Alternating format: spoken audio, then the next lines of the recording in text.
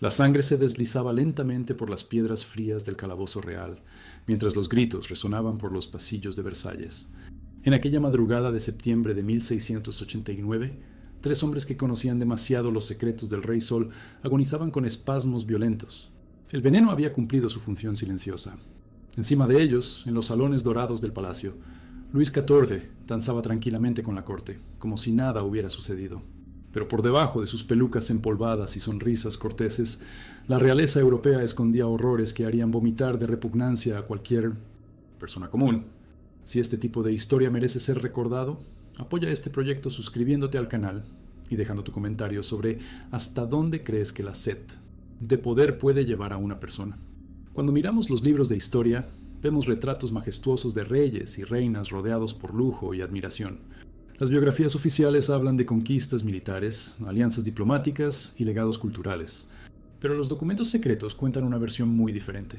En los archivos más profundos de los palacios europeos, lejos de los ojos del pueblo y de los historiadores oficiales, reposan confesiones que revelarían la verdadera naturaleza de aquellos que gobernaron millones de vidas.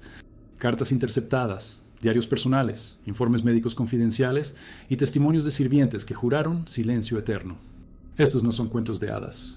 Son registros reales de una élite que, protegida por el poder absoluto, se permitió descender a los más profundos abismos de la degradación humana.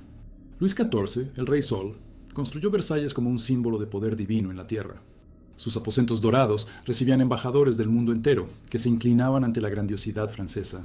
Pero por debajo de los salones de mármol, una red de túneles secretos conectaba los cuartos reales a las residencias de mujeres casadas en toda París. El rey mantenía oficialmente 17 amantes, un harén que ya escandalizaba a la Iglesia Católica, pero los registros confidenciales de sus secretarios personales revelan un número mucho mayor: 43 esposas de nobles que visitaban el palacio semanalmente a través de pasajes subterráneos. Dolores de Montclair era esposa del duque de Aquitania, un hombre respetado que servía fielmente a la corona. Ella tenía 22 años cuando comenzó a frecuentar los aposentos privados del rey. Dolores salía de casa alegando visitar conventos para obras de caridad. En 1672 ella dio a luz gemelos. Oficialmente eran hijos del duque. Pero las características físicas de los niños denunciaban su verdadera paternidad. La nariz prominente, el mentón cuadrado y principalmente los ojos castaños oscuros eran inconfundiblemente de la estirpe Borbón. El rey ordenó que los bebés fueran retirados de la cuna durante la madrugada. Dolores despertó con los brazos vacíos y una historia inventada sobre muerte súbita de los recién nacidos. Fueron enviados a conventos distantes, donde crecerían como huérfanos comunes, sin nunca saber que eran herederos directos del trono francés. 3 cortesanos conocían este secreto: el médico personal que acompañó el parto, el secretario que organizó el transporte de los niños y el padre que bautizó a los bebés antes de enviarlos a los conventos. Cuando rumores comenzaron a circular por la corte sobre la verdadera paternidad de los gemelos, los 3 hombres representaban un riesgo intolerable. En la misma semana, todos murieron. El médico fue encontrado en sus aposentos con señales de envenenamiento. El secretario murió durante un viaje de negocios, supuestamente atacado por bandidos. El padre falleció durante la misa matinal, desabarrancando en el altar delante de una congregación chocada. Las muertes simultáneas podrían haber levantado sospechas, pero nadie osaba cuestionar coincidencias involucrando personas próximas al Rey Sol. El poder absoluto significaba también la capacidad absoluta de silenciar testigos inconvenientes. Dolores de Montclair enloqueció completamente después de perder a los hijos. Pasó los últimos años de vida conversando con retratos, convencida de que oía los lloros de los bebés resonando por los pasillos de su mansión. Murió a los 31 años, oficialmente por melancolía. Su verdadera causa de muerte nunca fue investigada. La obsesión real por mantener secretos costaba vidas humanas, pero también tenía consecuencias genéticas devastadoras. La familia Habsburgo gobernaba un imperio que se extendía de España hasta la Austria, controlando medio mundo conocido. Su estrategia para mantener el poder concentrado era simple: casar solo entre parientes próximos. Durante 200 años, primos casaron con primas, tíos con sobrinas, hermanos con medias hermanas. El objetivo era preservar la pureza del sangre real y evitar que riquezas salieran de la familia. Pero las consecuencias genéticas fueron catastróficas. Sus padres eran tío y sobrina. Sus abuelos paternos eran primos en primer grado. Su árbol genealógico más parecía un arbusto enmarañado donde los mismos nombres se repetían constantemente. Las deformidades físicas de Carlos eran evidentes desde la infancia. Su mandíbula inferior era tan proyectada que él no conseguía masticar adecuadamente. La lengua pendía para afuera constantemente, haciendo con que babease de forma incontrolable. Sus médicos personales registraron que el rey necesitaba de asistencia hasta para beber agua. Pero las deformidades mentales eran aún más perturbadoras. Carlos conversaba regularmente con personas muertas, principalmente con sus antepasados Habsburgo. Durante reuniones oficiales con embajadores extranjeros, él interrumpía discusiones diplomáticas para responder preguntas hechas por voces que solo él oía. En 1698, a los 37 años, Carlos nombró oficialmente su caballo como consejero real. El animal recibía una pensión mensual equivalente al salario de un ministro y tenía sus propios aposentos en el Palacio Real. Durante 6 meses, decisiones importantes del Imperio Español fueron supuestamente influenciadas por los relinchos de un caballo. Los médicos de la corte registraron comportamientos cada vez más erráticos. Carlos comía solo alimentos líquidos porque no conseguía masticar. Sus dientes estaban completamente podridos a los 20 años. Él tenía episodios de convulsiones que duraban horas enteras, durante los cuales gritaban nombres de parientes muertos hacía décadas. La degeneración física era evidente para cualquier persona que lo viese. Carlos mal conseguía caminar sin asistencia. Sus piernas eran flacas demasiado para sustentar el propio peso corporal. A los 30 años parecía tener 60. A los 35 parecía estar muriendo hacía años. Médicos de toda Europa fueron llamados para tratar al rey, pero ninguno conseguía revertir décadas de deterioro genética. Sangrías, purgativos, exorcismos, nada funcionaba. Carlos II estaba pagando el precio de 200 años de matrimonios consanguíneos. Cuando murió en 1700, a los 38 años, Carlos II cerró oficialmente la dinastía Habsburgo en España. Él nunca consiguió tener hijos, a pesar de 2 matrimonios. Su muerte desencadenó la Guerra de Sucesión Española, un conflicto que devastó Europa durante 14 años. La estirpe que un día gobernó medio mundo había literalmente se destruido a través de la obsesión por mantener la sangre real pura. La ironía era cruel. Al intentar preservar su superioridad genética, los Habsburgo crearon una de las degeneraciones más extremas de la historia. Humana. Pero ni todas las muertes reales eran resultado de accidentes genéticos. Algunas eran deliberadamente planeadas para silenciar voces inconvenientes. Amparo de Borbón descubrió eso de la forma más brutal posible. Hija de Luis III de Francia, Amparo creció creyendo que su padre era un hombre honrado que gobernaba con justicia divina. A los 19 años, ella tenía acceso privilegiado a los documentos confidenciales de la corona francesa. Lo que descubrió cambiaría su vida para siempre. El rey estaba vendiendo campesinos franceses como esclavos para financiar sus guerras constantes. Familias enteras eran secuestradas de sus casas durante la madrugada y transportadas en navíos para colonias distantes. El lucro era inmenso. Cada persona valía el equivalente a 20 caballos de guerra. Listas con nombres de más de 3.000 campesinos vendidos entre 1638 y 1642. Contratos firmados con comerciantes holandeses e ingleses. Recibos de pago guardados en los cofres reales. La princesa intentó confrontar al rey directamente, pero Luis XIII negó cualquier involucramiento. Dijo que los documentos eran falsificaciones creadas por enemigos de la corona. Amparo sabía que estaba mintiendo. Ella había reconocido la firma real en todos los contratos. Decidida a exponer la verdad, Amparo escribió una carta detallada para el Papa Inocencio X en Roma. Ella describió toda la operación de tráfico humano. Anexó copias de los documentos más incriminadores y pidió intervención papal para parar el comercio de esclavos franceses. La carta nunca llegó al Vaticano. Luis XIII leyó cada palabra escrita por su propia hija. La traición era intolerable. En la mañana siguiente, Amparo fue encontrada muerta en sus aposentos. Su cuerpo presentaba marcas claras de estrangulamiento, pero el informe oficial indicó muerte natural por fiebre súbita. El médico que examinó el cuerpo fue generosamente recompensado por su discreción. Las 3 monjas que cuidaron de los últimos momentos de Amparo habían visto las marcas en el cuello de la princesa. Sabían que ella había sido asesinada. Nunca más fueron vistas u oyeron hablar de ellas. La carta interceptada fue quemada públicamente como propaganda herética contra la corona francesa. Todos los documentos sobre tráfico de esclavos desaparecieron de los archivos reales. La operación continuó por más 5 años, hasta que la muerte de Luis XIII finalmente la interrumpió. Amparo de Borbón tenía apenas 20 años cuando murió por intentar hacer la cosa correcta. Su muerte sirvió como recordatorio brutal para cualquier persona que pensase en desafiar los secretos más sombríos de la monarquía francesa.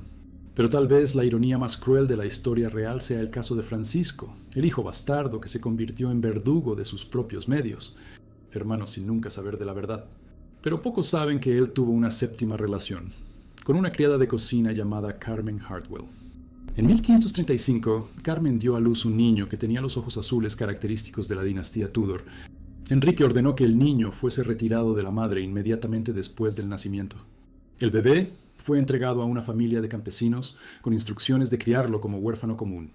Carmen Hartwell fue transferida para trabajar en un castillo distante y prohibida de hablar sobre el hijo.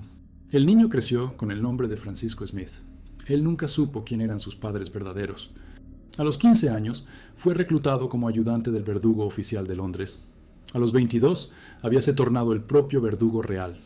Durante 20 años, Francisco ejecutó centenares de personas condenadas por traición, herejía y otros crímenes contra la corona. Él era conocido por su eficiencia fría y su capacidad de realizar ejecuciones sin demostrar cualquier emoción. Entre los ejecutados estaban dos hijos legítimos de Enrique O'Connell. En 1547, Francisco ahorcó a Louis Howard, medio hermano bastardo que había conspirado contra el rey. En 1551, ejecutó a Juan Seymour, otro pariente próximo de la familia real que cayó en desgracia política.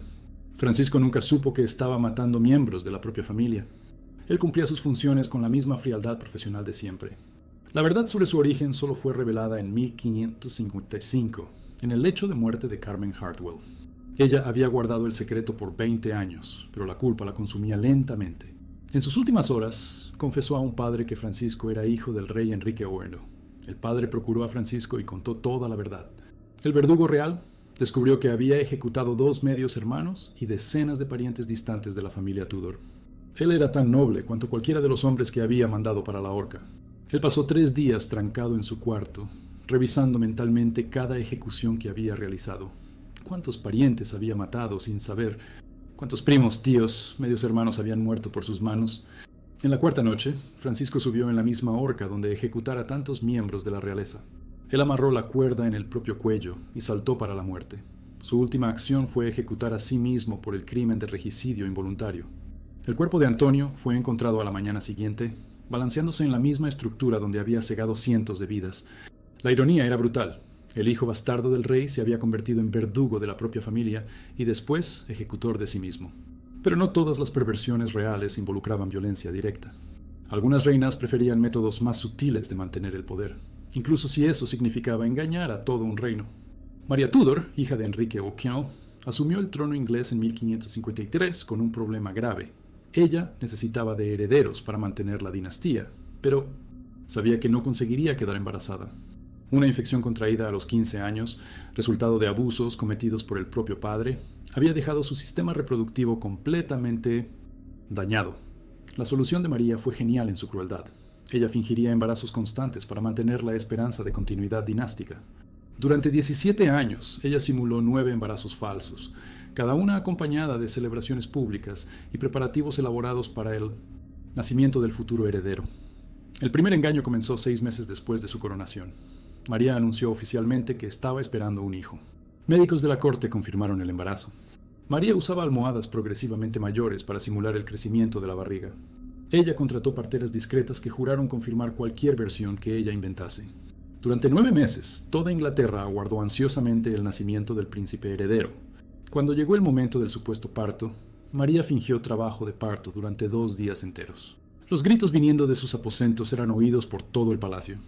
Las parteras entraban y salían constantemente, cargando cuencas con agua ensangrentada. Finalmente, María anunció que había dado a luz, pero el bebé había nacido muerto. El reino entero entró en luto. Misas fueron realizadas en todas las iglesias inglesas. Nadie cuestionó por qué el cuerpo de la criatura no fue exhibido públicamente como era tradición real. La farsa se repitió 9 veces a lo largo de 17 años. A cada nuevo embarazo, María perfeccionaba sus métodos de engaño. Ella llegó a pagar campesinas pobres para entregar a sus recién nacidos, que eran secretamente muertos y enterrados como hijos muertos de la reina. El aspecto más perturbador era la sinceridad aparente de María. Ella realmente creía estar embarazada durante cada simulación. Médicos modernos especulan que ella sufría de pseudogestación histérica, una condición psicológica que produce síntomas físicos reales de embarazo, sin que haya feto. Cuentas detalladas de pagos para parteras falsas, recibos de compra de almohadas especiales, cartas para costureras encomendando ropas de bebé que nunca serían usadas. Ella sabía, en el fondo de su mente, que jamás conseguiría tener hijos, pero la alternativa era admitir que la dinastía Tudor moriría con ella. María Tudor murió en 1558, a los 42 años, llevando sus secretos para la tumba. Ella había engañado a un reino entero durante casi 2 décadas, manteniendo falsas esperanzas sobre herederos que nunca existieron. La ironía final era que su media hermana Elizabeth, que asumió el trono, también nunca tuvo hijos.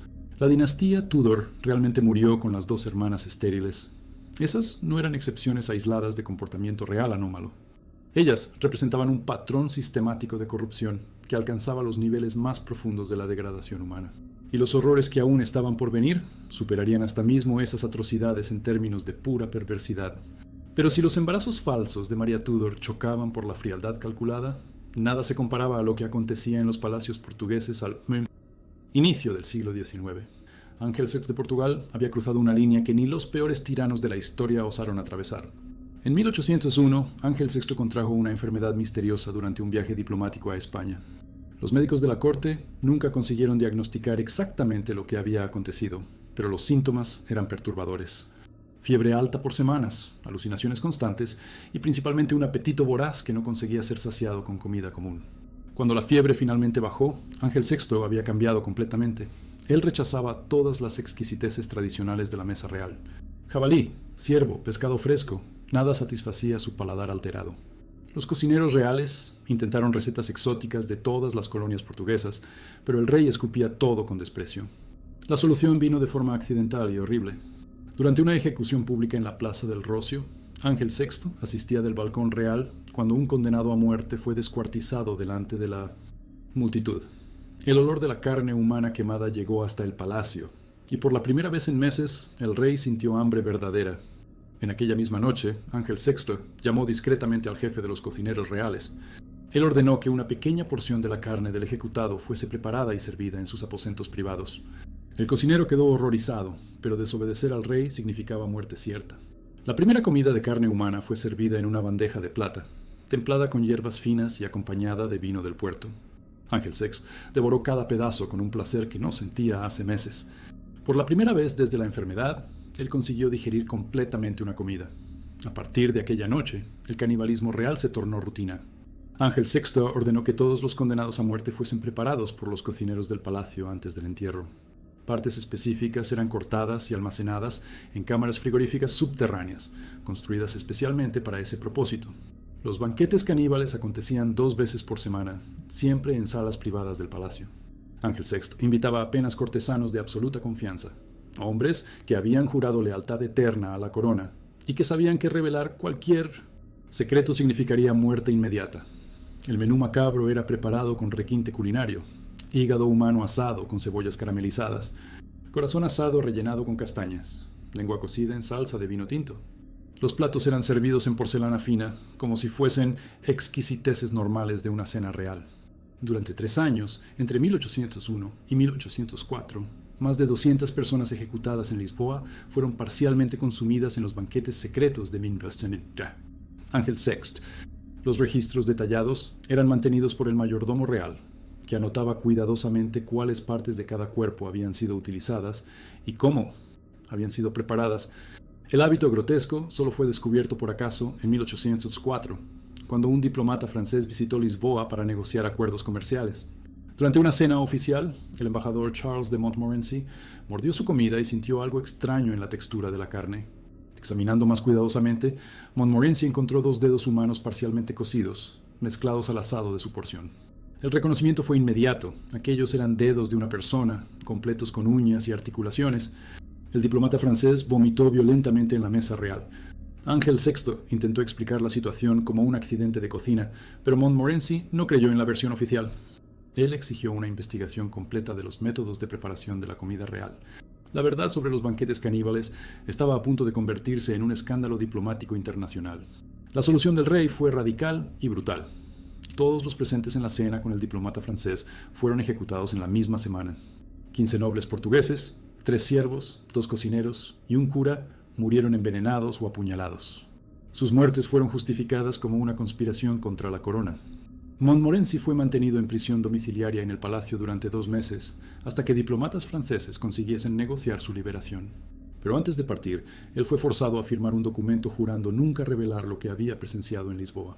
Cartas diplomáticas francesas registraron el horror de la descubierta, pero fueron confiscadas por la Inquisición portuguesa antes de que llegasen a París.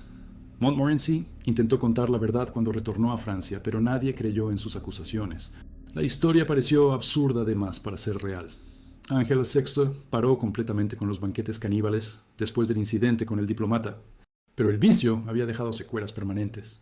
Él desarrolló una aversión total a la comida común y pasó los últimos años de vida comiendo apenas sopas líquidas y gachas ralas. La cámara frigorífica subterránea fue sellada y transformada en depósito de vinos. Los registros detallados de los banquetes fueron quemados públicamente. Todos los cocineros que participaron de la operación fueron transferidos para colonias distantes y nunca más volvieron a Portugal. Pero si el canibalismo real era motivado por enfermedad mental, otros escándalos eran puramente calculados para obtener lucro financiero. Concepción de Médici transformó la maternidad en un negocio lucrativo que destrozaba familias enteras. Reina de Francia entre 1547 y 1559, Concepción de Médici organizó una de las operaciones criminales más sistemáticas de la historia real europea. Ella descubrió que bebés nacidos de relaciones entre nobles de la corte tenían valor comercial inmenso para familias ricas que no conseguían tener hijos. La operación comenzó de forma aparentemente inocente. Concepción ofrecía a sus damas de compañía como consortes temporales para nobles visitantes de otros países. Los encuentros acontecían durante festivales de la corte, cuando diplomatas extranjeros pasaban semanas en París para negociaciones políticas. Cuando las damas de compañía quedaban embarazadas, Concepción las mantenía en residencias secretas durante toda la gestación. Los bebés nacidos de esas relaciones eran oficialmente registrados como huérfanos abandonados, pero en la realidad eran mercancía valiosa en un mercado clandestino de adopciones internacionales. Familias ricas de Italia, Alemania e Inglaterra pagaban fortunas por bebés con sangre noble francesa. Cada criatura era vendida por valores equivalentes a palacios enteros. Los compradores creían estar adquiriendo futuros herederos con linaje aristocrática genuina. Entre 1550 y 1565, Concepción de Médici vendió más de 60 bebés para familias extranjeras. Los valores recaudados financiaron construcciones de castillos, compras de territorios e incluso pequeñas guerras contra reinos rivales. La maternidad habíase tornado literalmente una fuente de renta para la corona francesa. Concepción mantenía registros detallados de cada reproductor noble, incluyendo características físicas, linaje familiar y habilidades intelectuales. Los compradores podían escoger bebés basados en el perfil genético deseado, como si estuviesen seleccionando caballos de carrera. Las damas de compañía que participaban de la operación recibían pagos generosos, pero eran prohibidas de mantener contacto con los hijos después del nacimiento. Pilar de Navarra era una de las damas de compañía más productivas de la operación. Entre 1555 y 1562, ella dio a luz 6 hijos de diferentes nobles extranjeros. Cada bebé fue vendido antes mismo de completar un mes de vida. Pilar nunca tuvo permiso para sujetar o amamantar cualquier uno de sus hijos. En 1563, Pilar descubrió que una de sus hijas había sido vendida para una familia alemana que vivía a apenas algunas horas de París. La niña tenía 3 años y vivía en una mansión donde era tratada como princesa legítima. Pilar decidió que recuperaría a su hija, no importaba el precio. Pilar llegó a ver a la niña jugando en los jardines de la propiedad. Era innegablemente su hija biológica. Cuando Pilar intentó aproximarse de la niña, fue capturada por los guardias de la mansión. Los alemanes la entregaron inmediatamente a las autoridades francesas. Concepción de Médici estaba furiosa con la tentativa de sabotaje de su operación lucrativa. Pilar de Navarra fue acusada formalmente de brujería y seducción demoníaca.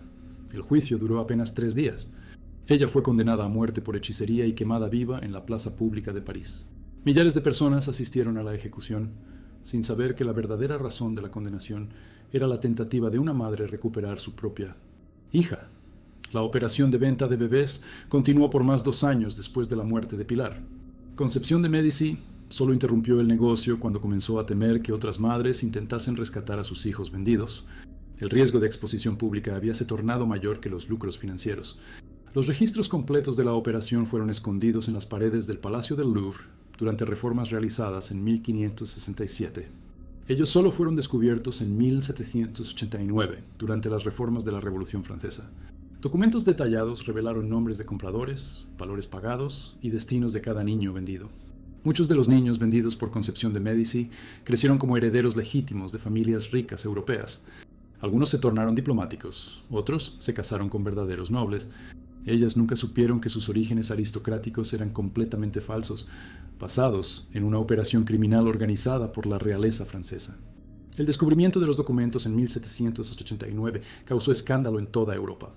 Familias enteras descubrieron que sus herederos nobles eran en verdad hijos bastardos vendidos como mercancía. Algunas estirpes aristocráticas se basaban completamente en niños comprados de Concepción de Médici. Pero el aspecto más perturbador revelado por los documentos era el destino de las madres. De las 43 damas de compañía que participaron de la operación, apenas 7 sobrevivieron hasta la edad adulta. Las otras murieron en circunstancias sospechosas: accidentes, enfermedades súbitas, suicidios aparentes. Concepción de Médici había eliminado sistemáticamente a las testigos de su operación criminal. Ella no podía permitir que madres sobrevivientes un día intentasen recuperar a los hijos vendidos o exponer la verdad sobre el negocio de bebés reales. Oficialmente, ella era recordada como una diplomata hábil que fortaleció las alianzas francesas con otros países. La verdad sobre su transformación de la maternidad en negocio lucrativo permaneció oculta por más de 200 años. Cuando los documentos finalmente vinieron a la luz durante la Revolución Francesa, la indignación popular fue inmensa. Concepción de Médici se tornó símbolo de la corrupción real que había motivado la revuelta popular. Su tumba fue profanada y sus restos mortales fueron quemados en plaza pública. Las familias que descubrieron haber comprado bebés de Concepción intentaron localizar parientes vivos de las madres verdaderas, pero era tarde de más. Generaciones enteras habían crecido creyendo en mentiras sobre sus orígenes. La operación criminal había destruido no solo las madres biológicas, sino también la identidad de centenares de personas. Estos 7 escándalos revelan un patrón sistemático que va mucho más allá de comportamientos individuales anómalos. Ellos muestran cómo el poder absoluto corrompe no solo personas, sino instituciones enteras. Cuando no existen límites para la autoridad real, los resultados son siempre catastróficos para personas comunes. El harén secreto de Luis XIV costó vidas de testigos inconvenientes. La obsesión Habsburgo por pureza genética destruyó una dinastía entera. Isabel de Borbón murió por intentar exponer crímenes contra su propio pueblo. Edmundo ejecutó parientes sin saber su verdadera identidad. María Tudor engañó un reino entero con gravideces falsas. Juan VI transformó ejecuciones públicas en banquetes caníbales. Concepción de Médici vendió bebés como mercancía comercial. Cada uno de estos horrores fue posible porque reyes y reinas vivían arriba de cualquier ley humana o divina. Ellos podían matar, mentir, robar, torturar y pervertir sin jamás enfrentar consecuencias reales. El poder absoluto reveló la verdadera naturaleza de personas que, en circunstancias normales, tal vez nunca hubiesen cometido tales atrocidades. Pero la lección más importante no está en el pasado.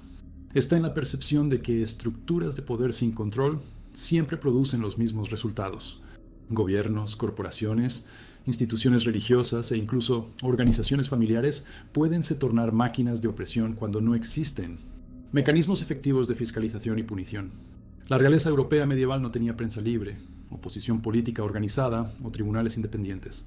No existían organizaciones de derechos humanos, investigaciones periodísticas o protestas populares efectivas. El resultado fue 5 siglos de horrores sistemáticos cometidos por personas que se consideraban escogidas por Dios. Hoy, cuando vemos autoridades políticas intentando escapar de investigaciones, empresarios comprando silencio de testigos o líderes religiosos abafando escándalos, estamos presenciando los mismos patrones que permitieron los horrores reales del pasado. La diferencia es que ahora tenemos herramientas para exponer y punir esos comportamientos si tuviéramos coraje de utilizarlas. Los túneles secretos de Versalles aún existen, apenas cambiaron de dirección. Las cámaras frigoríficas de Juan VI se transformaron en cuentas bancarias offshore. Los registros escondidos de Concepción de Médici viraron servidores criptografiados en paraísos fiscales. Los métodos evolucionaron, pero la esencia permanece igual. Personas con poder absoluto siempre abusarán de ese poder de formas inimaginables. La historia real europea nos enseña que la vigilancia constante es el precio de la civilización. Cuando paramos de cuestionar autoridades, cuando aceptamos secretos gubernamentales sin justificativa, cuando permitimos que líderes operen sin transparencia, estamos creando las condiciones para que nuevos horrores acontezcan. Los escándalos escondidos por la monarquía no son curiosidades históricas. Son alertas permanentes sobre lo que acontece cuando poder e impunidad se combinan.